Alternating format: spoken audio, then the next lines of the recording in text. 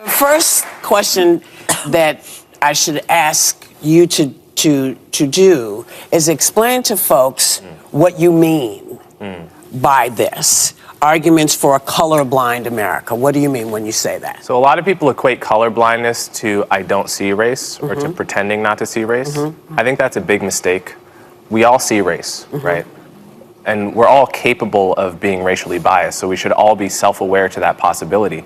My argument is not for that. My argument is that we should try our very best to treat people without regard to race, both in our personal lives and our public policy. Of course. And the reason I wrote this book, thank you. The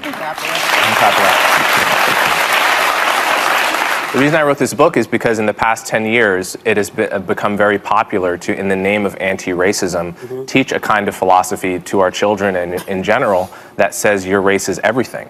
Right? And I think that is the wrong way to fight racism, and that's why I wrote this book at this time.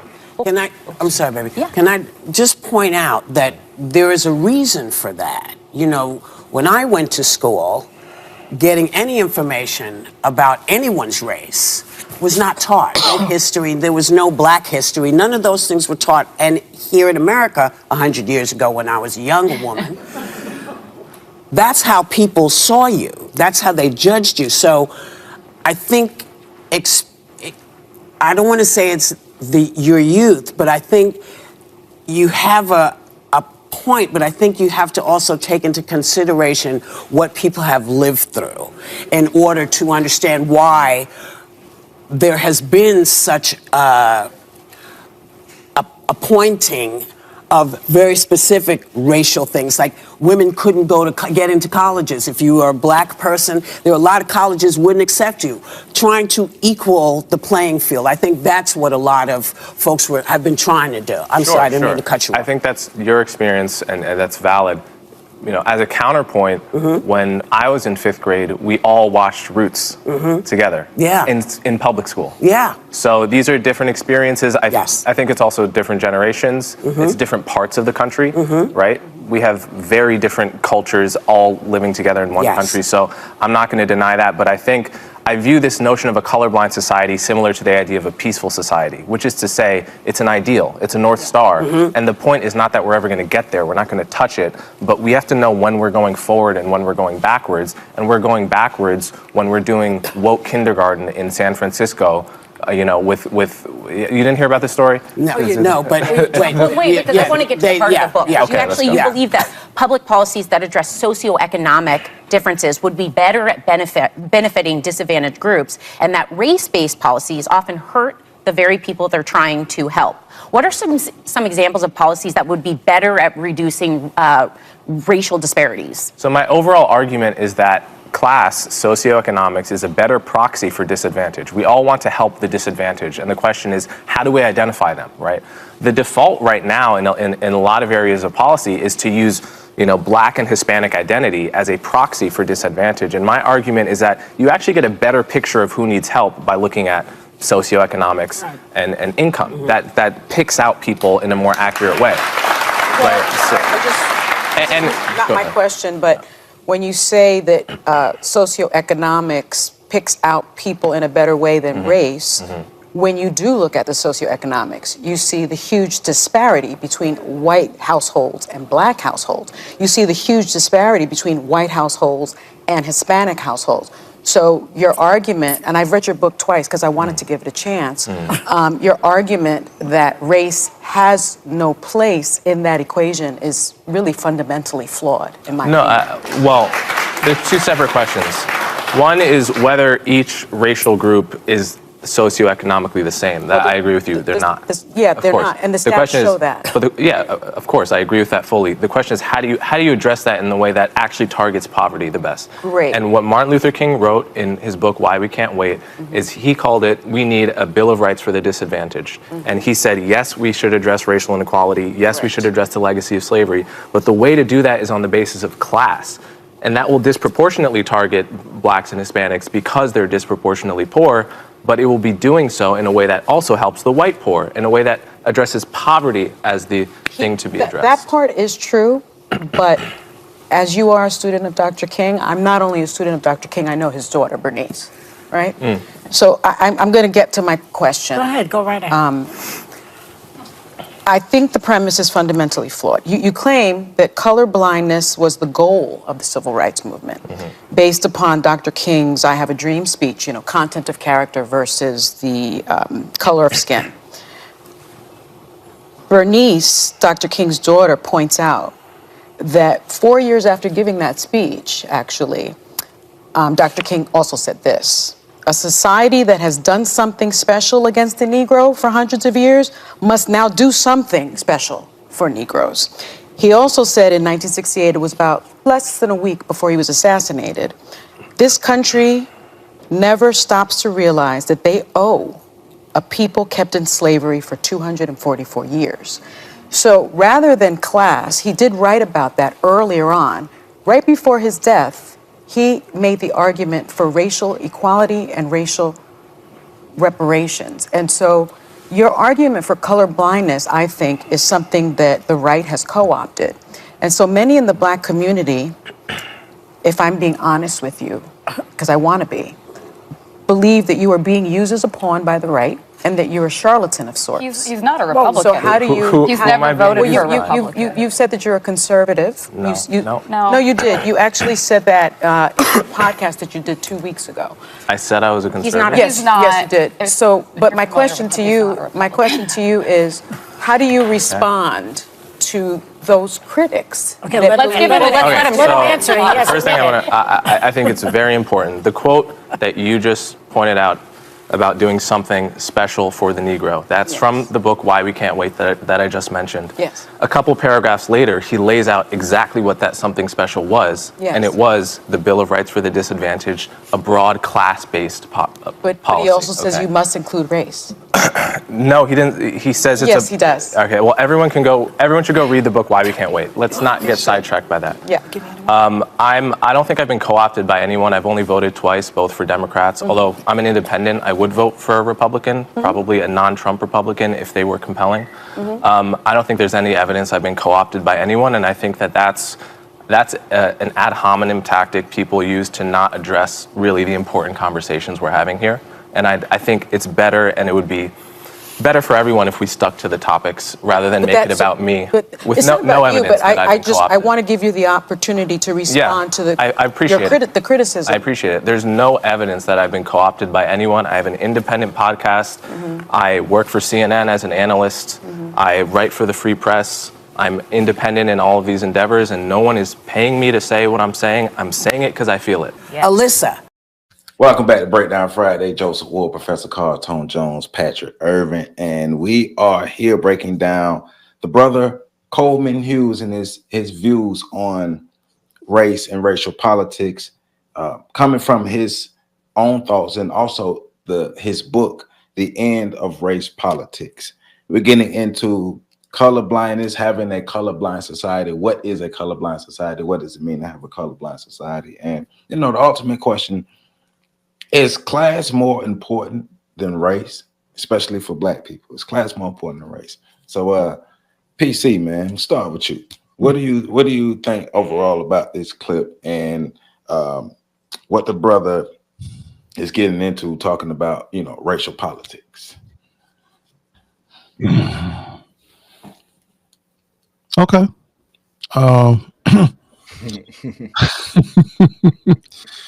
I think racial politics is a very important conversation. So the fact that he's mentioning it and talking about it, I think is good for that part, because it's something we don't spend enough time on.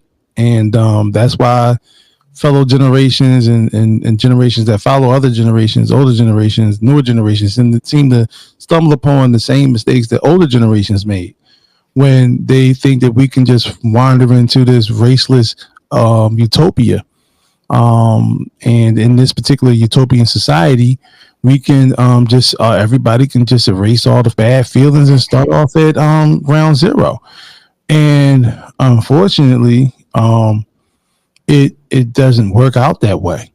And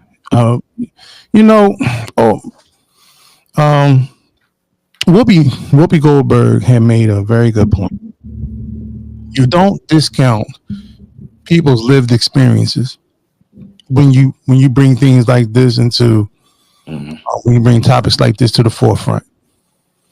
And especially when you're 28 years old, you don't, and I'm not saying you can't learn this, no, but you never have enough lived experience to make that assertion that we can actually get to the point where we can bypass all the different things that happen across racial lines based on racial differences.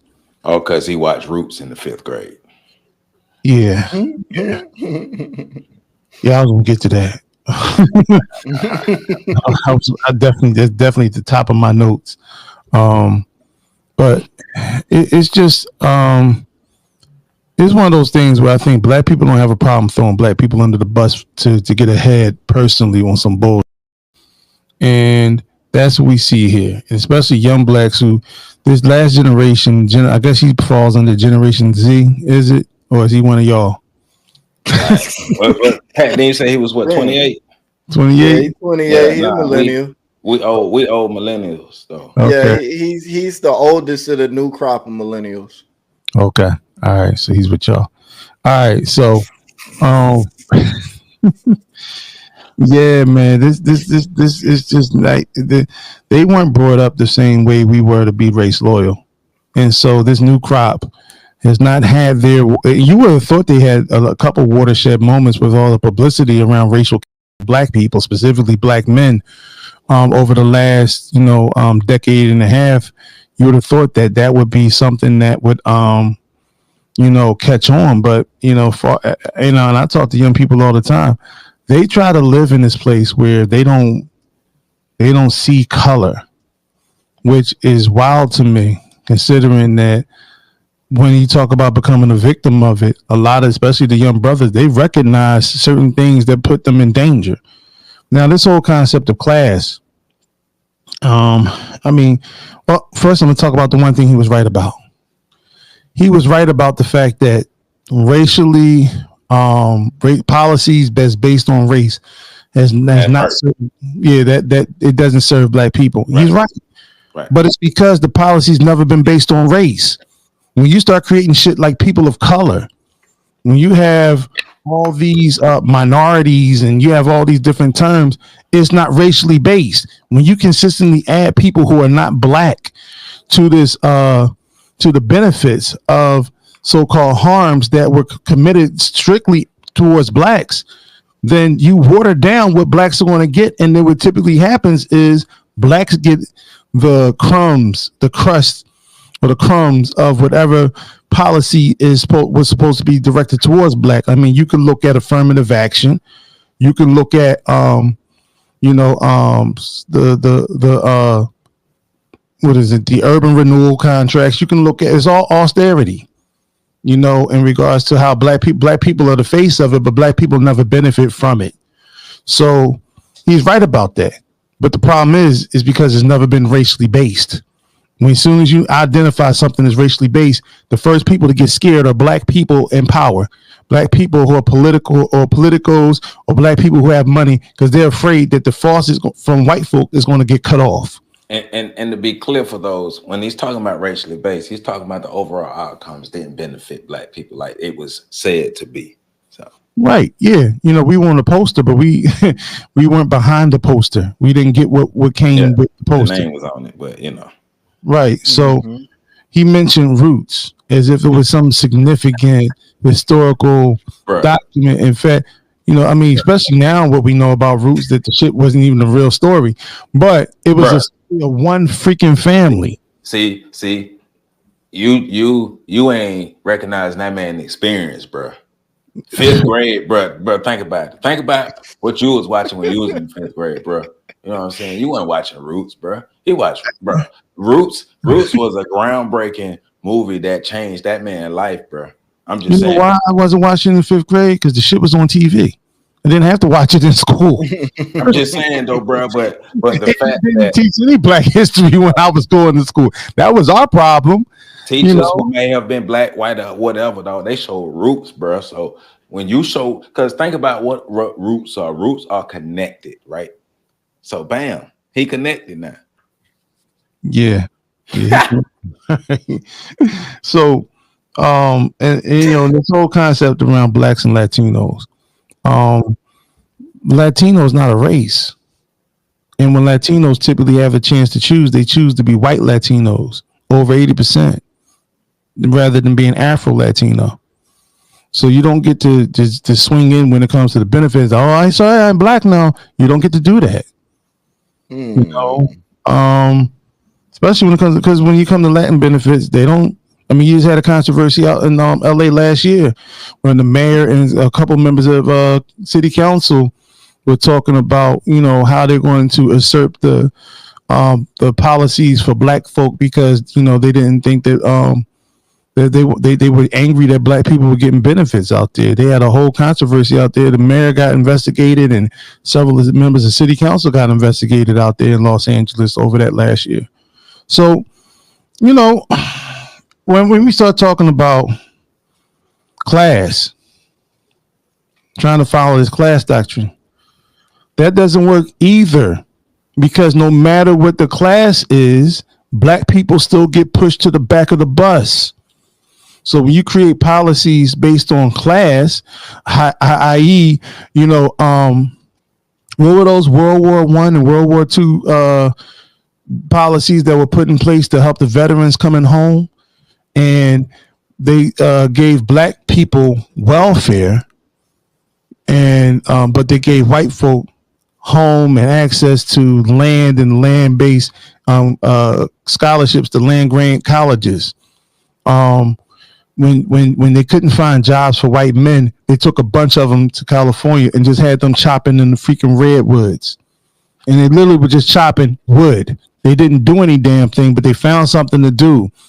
But black people at the same time were pushed to obscure poverty in that particular, and it's the same brothers that were out there. Black people were given, you know, diseases like the Tuskegee Project.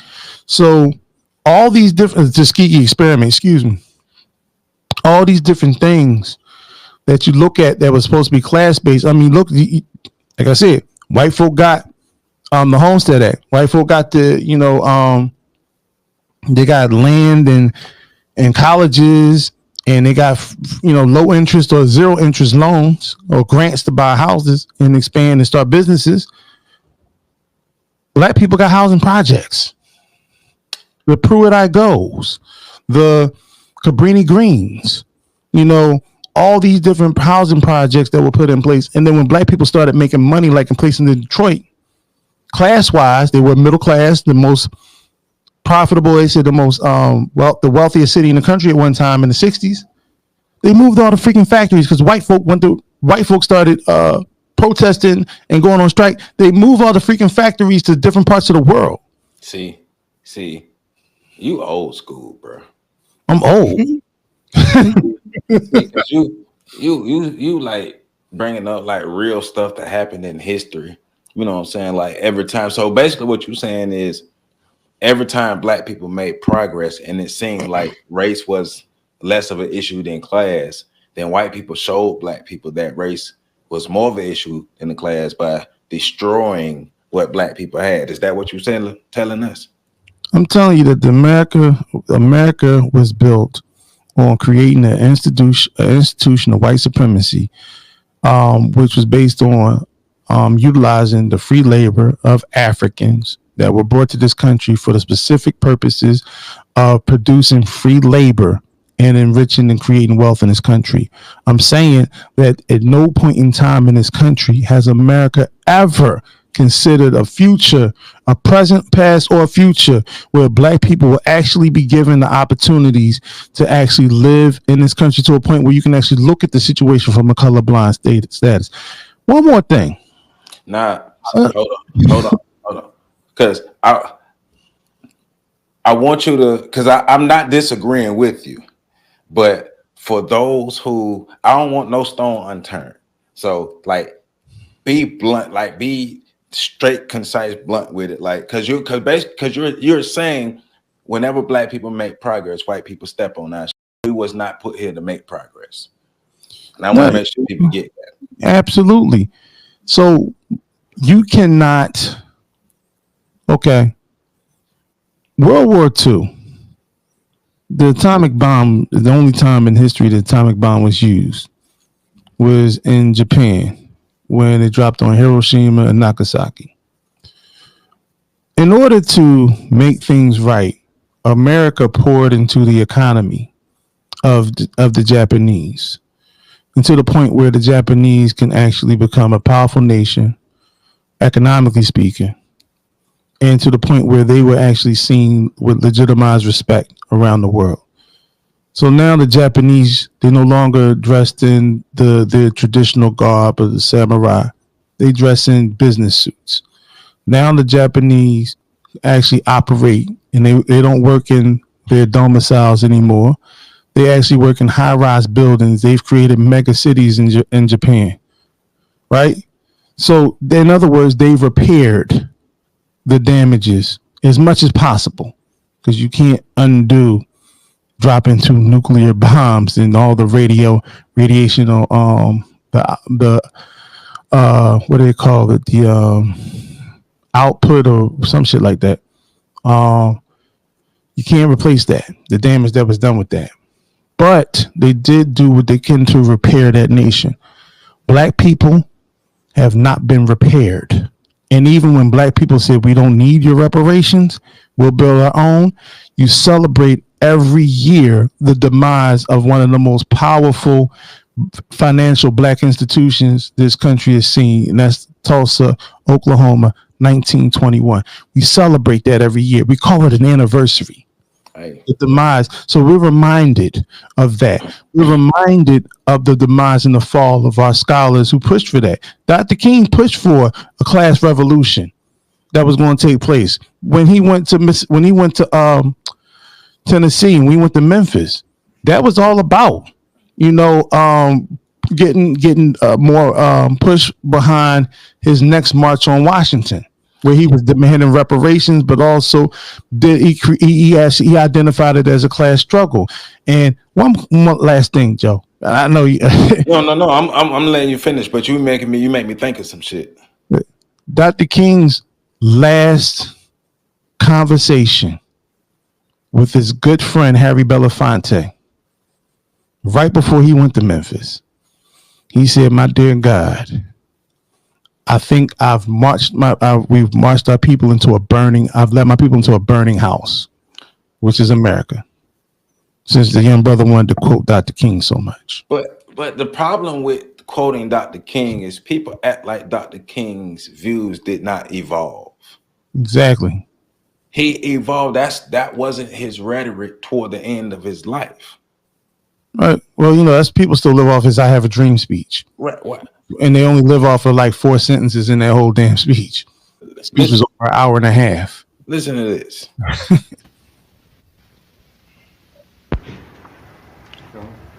Straight, Civil Rights, King, Van Oker, roll 20, sound 36.